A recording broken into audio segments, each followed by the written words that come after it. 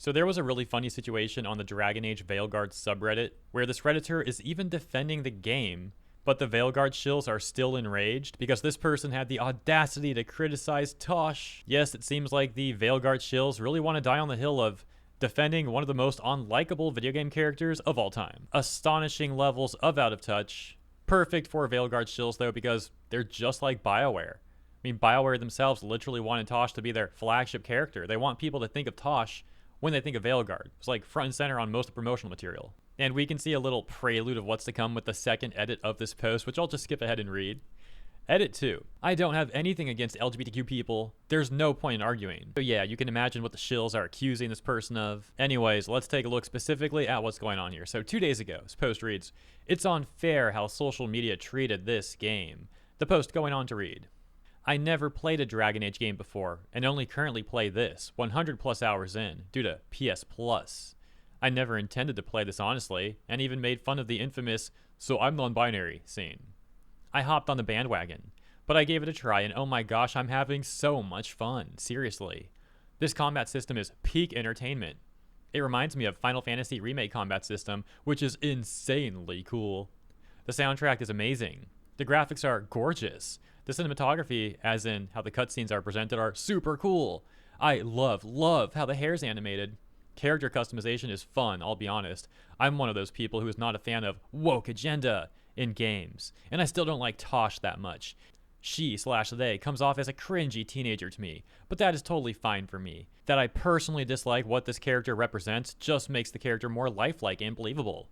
What I cannot understand is that this whole game seems to suffer in the shadow of Tosh being non-binary. From a gamer's perspective, it's not fair. It's just one minor part of the game, and it's fine to dislike one character in a game. I don't get it." As mentioned, there's palpable rage in the comments. Let's take a look for our own amusement. Top comments such as, "It is staggering to me that you are seeing in real time that there is no woke agenda, and the grifters just lied to you and claimed there was, and somehow you still go on like the woke agenda is a real thing, even while decrying all the manipulative and dishonest coverage." Another Veilguard still responds just like, "This should be a top comment." Another top response says, "Congrats on finally playing and sort of being able to form your own opinion instead of being a hive mind, I guess." Okay, yeah, that's ironic. The Veilguard subreddit talking about hive minds. Continuing, says, "But you're still a part of the problem. You say it's unfair when you were literally the problem and still are. You judged a game based off a not even 5-minute scene with Tosh and their mother. Them being non-binary is literally a small portion of the game because it's their personal quest. So thinking a whole 60 plus hour game is just about someone coming out is weird to me. Then to make fun of it is even weirder. Then calling something a woke agenda shows you're still not capable of forming your own proper thoughts. And not only that, but it shows you haven't been a fan of the series for long. But have fun, I guess. P.S. Tosh's pronouns are they, them, not she, they. Purposely misgendering them is just weird and ignorant." Bro, the only thing weird is defending Tosh this much. The character's terrible, get over it. In the next top response, let's skip down to their second paragraph where they say, "Also, the fact you used she/they when Tosh themselves specifically says they want they/them pronouns in game is pretty icky. If you make fun of fictional characters with these very real struggles," oh my gosh, I couldn't even read that whole thing without like stopping. Bro, the oxymoron. What the frick? "If you make fun of fictional characters with these very real struggles, I'd hate to see how you treat real LGBTQ plus people. Folks, excuse me." What the frick? It's not even a real person.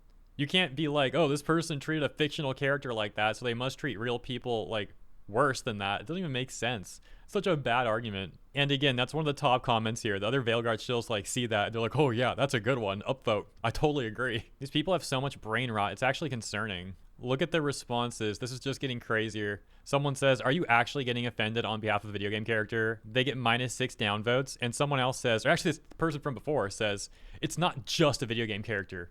What the frick do you mean it's not just a video game character? Someone else says, "Yes, it is objectively. That's a video game character." They also get -6 downvotes. And the other person responds once again saying, "Cool, you know that's not what I meant, and I'm not going to entertain bad faith arguments." No, like, what do you mean? You sound like some crazy unhinged person, like some rambling psycho. That extremely bizarre exchange ends here. Say what you mean like an adult then. Other guy said, "Are you seriously getting offended on the behalf of a video game character?" And you said, "It's not just a video game character." When it is. No, it is not just a video game character, as I already said. Yeah, these people are hopeless. Finally, the other user says, and as I already said, yes it is, objectively. And then a different Redditor responds with this image that says, actually. Icing on the cake is that's the same person from earlier who replied to the other comment we read saying, this should be a top comment. So yeah, once again, this place is a complete hive mind, and yet they have zero self-awareness and accuse other places of being hive minds. We'll take a look at a few more of the top responses to the post in general. Some real comedy gold from these Veilguard shills, like this post that reads, nah, the game does not suffer from Tosh being non-binary. It suffers because people decided to label it in the way they would hate it and spread their opinion on how everybody should anti the game. Tosh's identity has nothing to do with these BS. It's because of them and whoever buys those nonsense in one glance. What does that comment even mean? Like, it's not even coherent. Like, I can assume that they're defending Tosh and saying that, like, judging the game based off Tosh isn't fair or something, I guess. But they phrased it all so poorly. Regardless, they get 140 upvotes. Someone says, it also just suffered from poor writing. They get minus 42 downvotes. Oh my gosh. Different user says to that minus 42 downvote person, you're getting downvotes, but you're right. The dialogue writing was really bad, especially in the first 15 hours.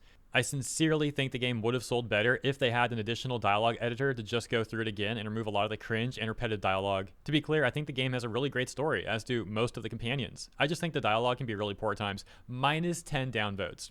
Oh, this should be a good one. That same gunslinger person from earlier says, when people will realize that all of this woke PS discourse is nothing more than manufactured outrage and or simple narrow-mindedness, we'll have come a long way. Let people tell the stories they want to tell. Not all stories need to mirror your experience and or be relatable to you, and that's fine. Wow, it's ironic coming from this subreddit.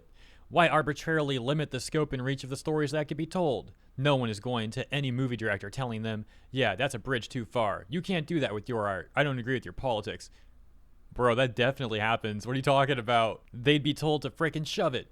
Players don't even have to engage with Tosh's content if they're not interested. All companion quests are optional. I haven't seen Bella in the last 40 hours. Not because I didn't like her, but because I was vibing more with Lucanus and Emmerich the Goat. Screw all of those griefters. Those griefers who tanked a great game. Yeah, guys, anyone who dislikes Veilguard is a griefer. Let's read a shorter one. This one simply saying, usual right-wing propaganda against good games. Yeah, good games. Right-wing propaganda. Right, sure.